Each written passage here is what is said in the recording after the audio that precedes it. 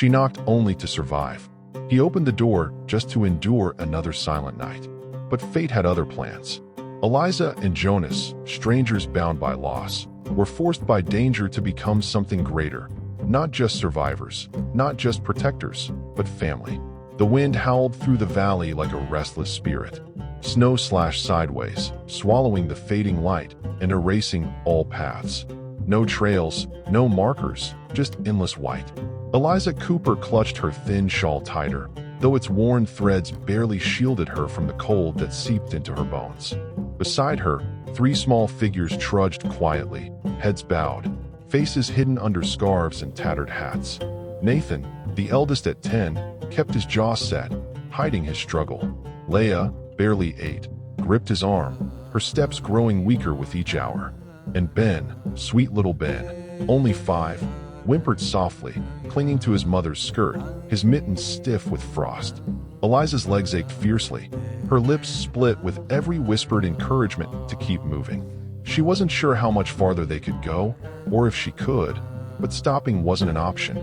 Not after Matthew, not after his parting words as he rode off, leaving them stranded at Bitter Hollow with just a half sack of flour and his cold smirk. "You'll manage, Eliza. You always do." His voice still echoed in her mind, sharp with betrayal when she realized he wasn't coming back. He'd abandoned them for good. So she pressed on through the storm, through the pain, through the heavy silence, until she saw it. A faint light flickering in the distance, half hidden by swaying pines and thick snow. A cabin. Eliza's knees nearly gave out, but she steadied herself. "Come on," she rasped to the children. "Just a bit farther." They stumbled the final 100 yards, collapsing against the door. Eliza's numb knuckles rapped once, twice, 3 times. Nothing. She knocked harder, her voice a hoarse whisper, too weak to carry. Then, at last, the door creaked open. A man stood silhouetted by the firelight, tall and broad-shouldered, his heavy coat hanging loosely. His face was etched with hard lines, his beard flecked with gray. But his eyes, cold, weary, and worn, held Eliza's gaze. For a moment, neither spoke. The 3 shivering children at her side said enough. The man's jaw tightened. He stepped aside. "Get in." Eliza didn't pause. She guided the children inside, nearly carrying Ben over the threshold. The door shut, muffling the wind's wail. Warmth enveloped them like a tide. The hearth crackled, filling the air with the scent of pine and faint smoke. The man moved quickly, pulling chairs near the fire. "Sit. Warm up." Eliza unwrapped scarves and peeled frozen coats from her children. Nathan rubbed Leah's arms while Ben curled into his mother's lap. The man returned from another room with blankets and a steaming kettle.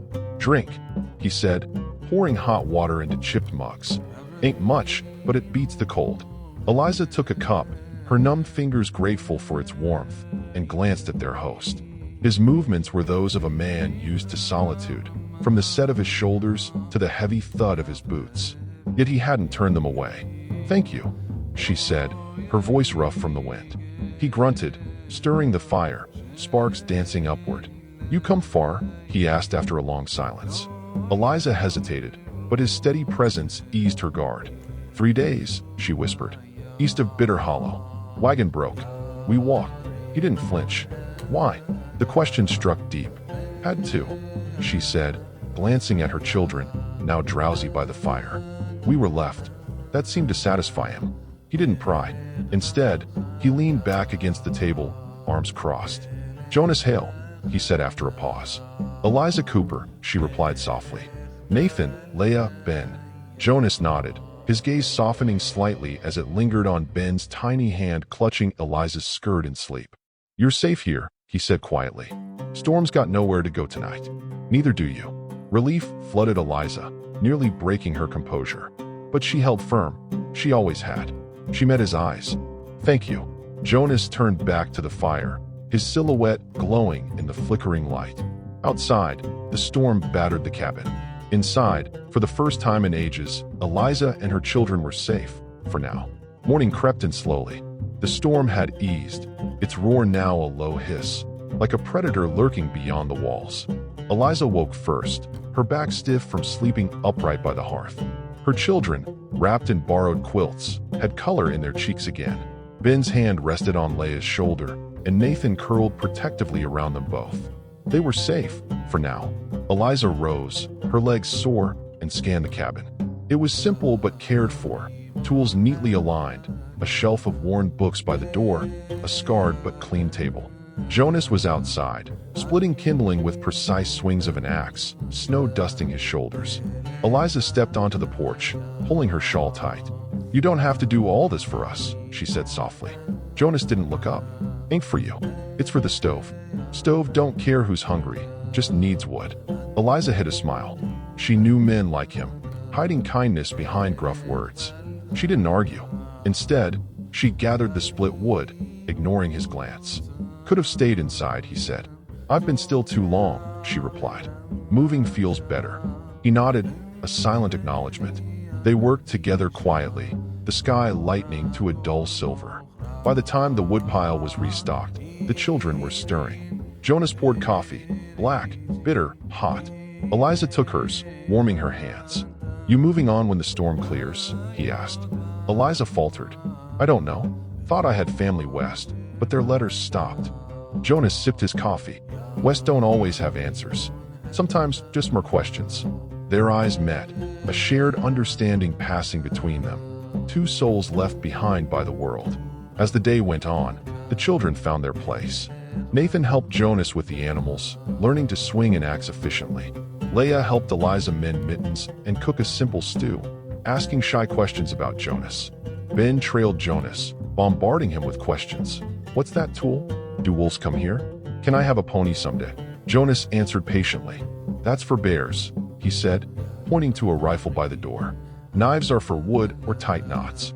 By evening, the cabin felt different. The silence was warm, easy.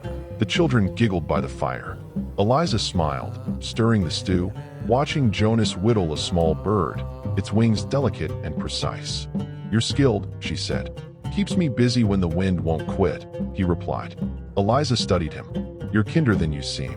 Jonas's lips twitched, almost a smile, a small victory. Night fell gently. After supper, the children slept by the hearth.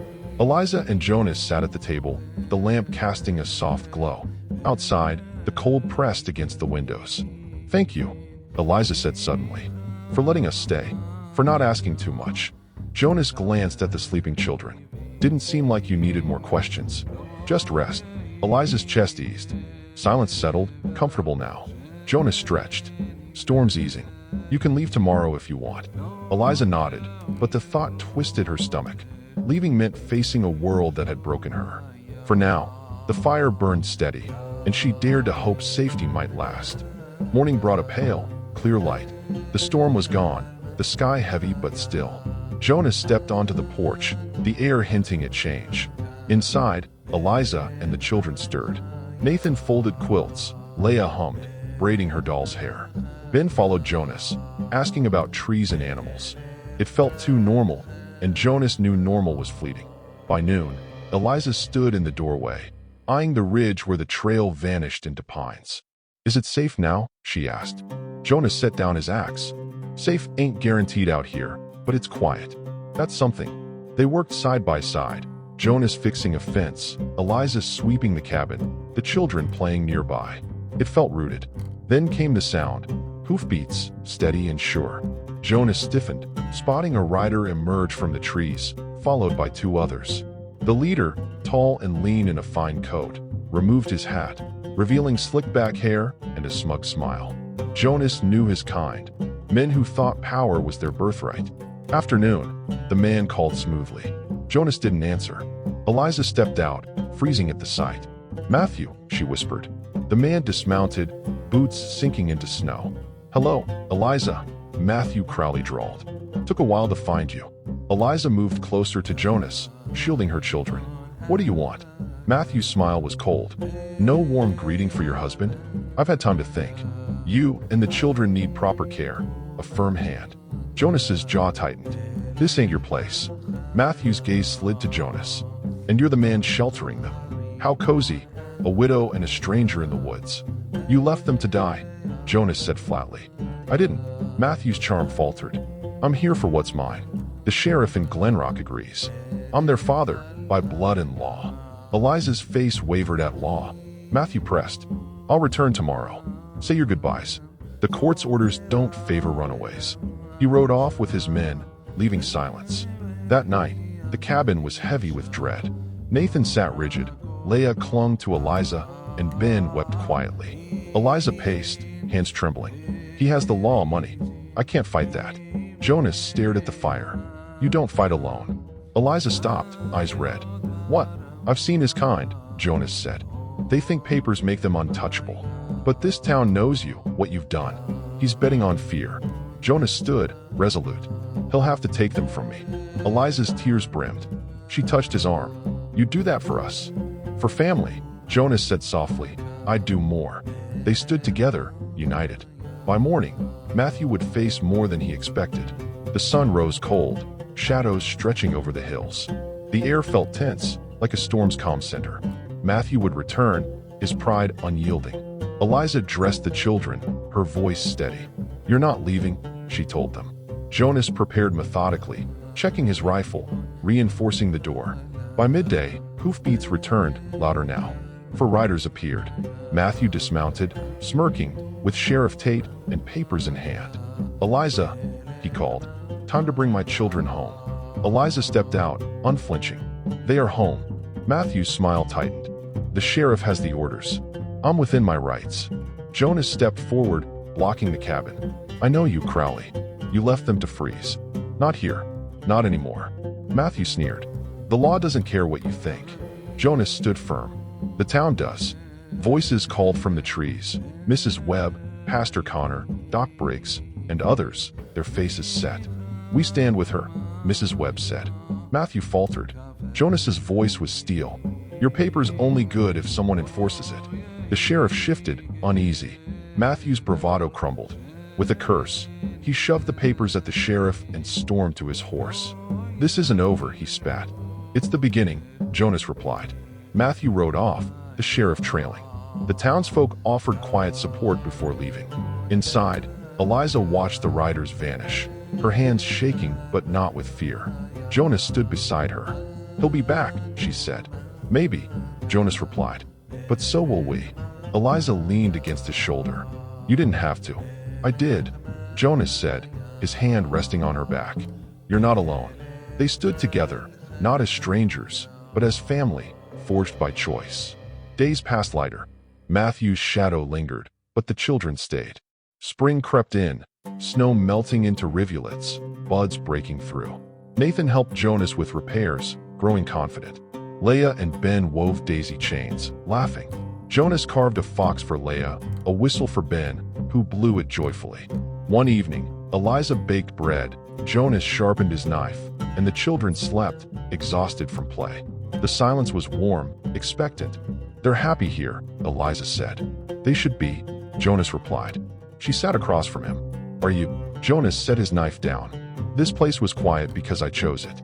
I thought alone was better than loss. Then you came, and quiet felt empty. Eliza's throat tightened. I didn't plan to stay. I didn't plan to want you to, Jonas said, smiling faintly. Her fingers brushed his. We don't have much. It's enough, Jonas said, lacing their fingers. Do you want us here, for good? Eliza asked. Jonas squeezed her hand.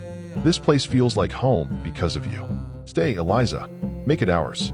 Tears fell as Eliza crossed to him, wrapping her arms around him. Jonas held her, steady and warm, a promise of shared mornings and quiet nights.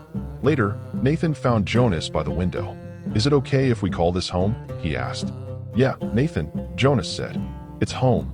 Nathan hesitated. Can I call you? Huh. Jonas's chest tightened.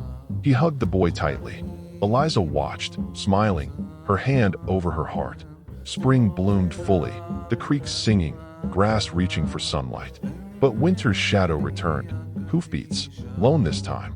Matthew, dusty and worn, rode up. Jonas stood calm on the porch, Eliza and the children behind him, unafraid. I came for them, Matthew said, voice thin. Courts change, Jonas replied. So do people. Matthew's gaze flickered to Eliza. What is this? You play family with my kids. They were never yours, Eliza said firmly. You left fear. Jonas gave love. Nathan spoke up. You're not our pa. Leah and Ben nodded. Matthew sagged, defeated. He rode off without looking back, the last snow melting with him. That evening, the cabin glowed. Jonas whittled. Eliza stirred stew. The children played. By the fire, Eliza stood before Jonas. "This is home," she said, "because of you." Jonas took her hands. "I didn't know I needed you. Now I do." Eliza kissed him softly, a quiet belonging. "I used to wonder if I'd feel safe," she murmured. "You are," Jonas promised. "Always." Love grew slowly, carved with care, like trust. As night fell, Eliza whispered, "We're not surviving, Jonas. We're living." Jonas believed her. Not every family is born. Some are chosen. What would you do to protect yours when the past comes knocking? Share in the comments. Your words matter here.